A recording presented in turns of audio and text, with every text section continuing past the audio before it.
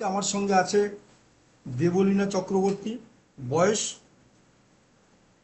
11 বছর, তাই তো? নামটা কি? দেবলীনা চক্রবর্তী। বাবার নাম? বাড়ি কোথায়?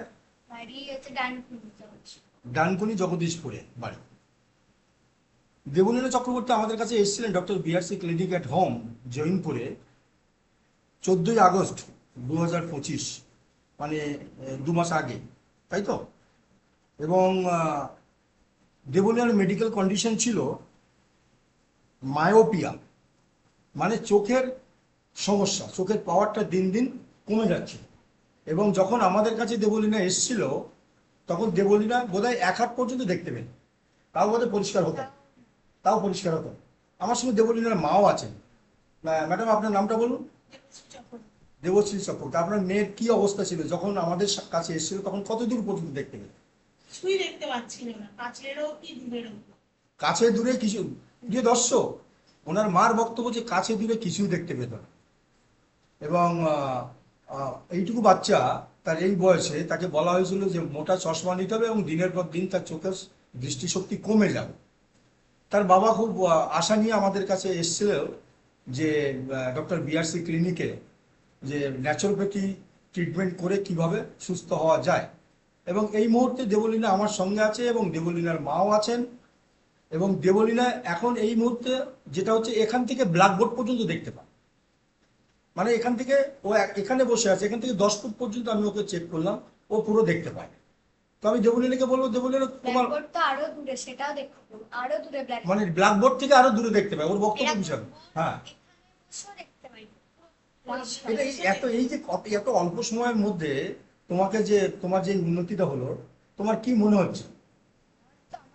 ভালো লাগছে যে আমি এরকম ভাবে দেখতে পাচ্ছি। হঠাৎ তখন আমি ভেবেছিলাম, যেদিন আমাকে এরকম ভাবে বলা হলো যে আমি আর কোনদিন এরকম দেখতে পাবো না, প্রচুর মানসিক ভাবে দেবলীনা ভেঙে পড়েছে, মানসিক ভাবে, এবং প্রচুর কেঁদেছিল।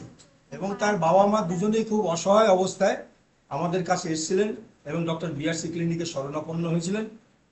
আমি প্রিয় দর্শক আপনাদেরকে একটা কথা বলতে চাই, যে আমরা যে রোগকে যত বড় মনে করি, আসলে সেই রোগের সলিউশন কিন্তু তত ছোট।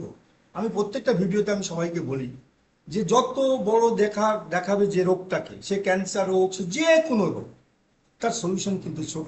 এবং তার প্রকৃষ্ট উদাহরণ হচ্ছে দেবলীনা। দেবলীনার 11 বছর বয়স, সে এইটুকু 1 হাত পর্যন্ত দেখতে পাচ্ছিল না, এখন সে ব্ল্যাকবোর্ড ছাড়িয়েও দেখছে। এটা তার মুখের কথা না, সে নিজে বসে আমার সামনে বসে, তার মা এবং সে নিজে আপনাদেরকে বলছে।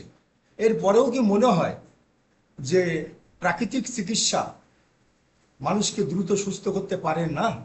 আমার প্রশ্ন আপনাদের কাছে, আমার দর্শকদের কাছে, আমাদের ইউটিউব চ্যানেলের দর্শকদের কাছে, আমাদের ফেসবুকের দর্শকদের কাছে, যে এভাবেও যে ফিরে আসা যায়, তার প্রকৃষ্ট উদাহরণ হচ্ছে দেবলীনা চক্রবর্তী। এবং ও আমাদের কাছে আজ আবার এসছে একটাই কারণে, শুধু পঞ্চকর্মা থেরাপি নেওয়ার জন্য। চোখে এক ধরনের পঞ্চকর্মা, এটাকে আখি তর্পণ বলে।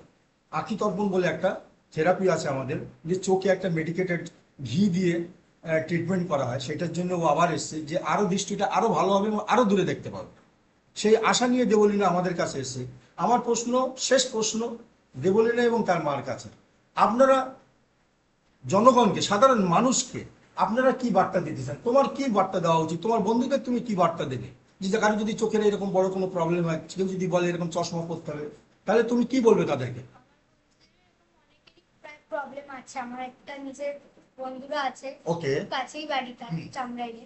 এবং তা আমি সবসময় সবাইকেই বলি যাদের চশমার প্রবলেম হয়, কি দূরে দেখতে পাচ্ছে না, আমি সবসময় বলি যে ডক্টর বিআরসি ক্লিনিক রাজপুরে আছে, তো আমি সেখানে গিয়ে আমার মামার বাড়ি থেকে সেখানে থেরাপি করাই এবং সেগুলোকে মেনে চলি। বেশি দিন নয়, 1 মাস, 1 মাস করলেই চোখটা অনেক, তাহলে খুব সহজে, তাহলে তোমার বক্তব্য যে খুব সহজে কিন্তু ভালো হওয়া যায়, কোনো কাটাছেঁড়া না করে, চশমা না করে, কিচ্ছু না করেও চোখের মারাত্মক মারাত্মক রোগও ভালো হয়। সবাইকে একটা কথাই বলবো যে খুব সহজ উপায়, হয়তো ডিসিপ্লিনটা আমাদের মেনটেন করে যদি মানুষের এরকম ভালো হয়, মানে এরকম উপকার হয়, তো আমি বলবো যে ডাক্তারের কাছে না গিয়ে যদি ওনাদের কাছে এসে নিজের খাওয়া দাওয়া সবকিছু মেনটেন করে যদি খুব সহজেই সুস্থ হওয়া যায়, তো ভবিষ্যতে ভালো হয়ে গেলে তো খাওয়া দাওয়া আমার পরে হবে। এবং আপনার মেয়ে ভালো হয়েছে। কিন্তু আমার মেয়ে তাড়াতাড়ি ভালো হয়ে যায়। প্রিয় দর্শক, অনেক অনেক অনেক ধন্যবাদ। আমরা অনেক কথা বললাম। আমরা দেবলীনাকে নিয়ে আরো এরপরে ভিডিও বানাবো। দেবলীনার আরো যখন দৃষ্টি অনেক দূরে দেখতে পাবে, আমি ততদিন পর্যন্ত দেবলীনার সঙ্গে থাকবো এবং ওর যা কিছু থেরাপি আছে আমরা করব।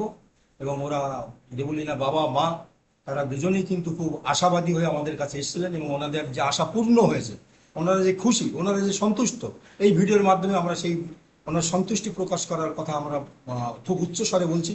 এবং যারা এরকম চোখের নানান সমস্যা, শুধু চোখ নয়, কান, চোখ, নাক, যে সমস্যা আপনারা ভুগছেন, বড় বড় ইএনটি আপনাদের কাছে ফেল হয়ে গেছে, আপনারা দয়া করে ডক্টর বিআরসি ক্লিনিকে আসুন।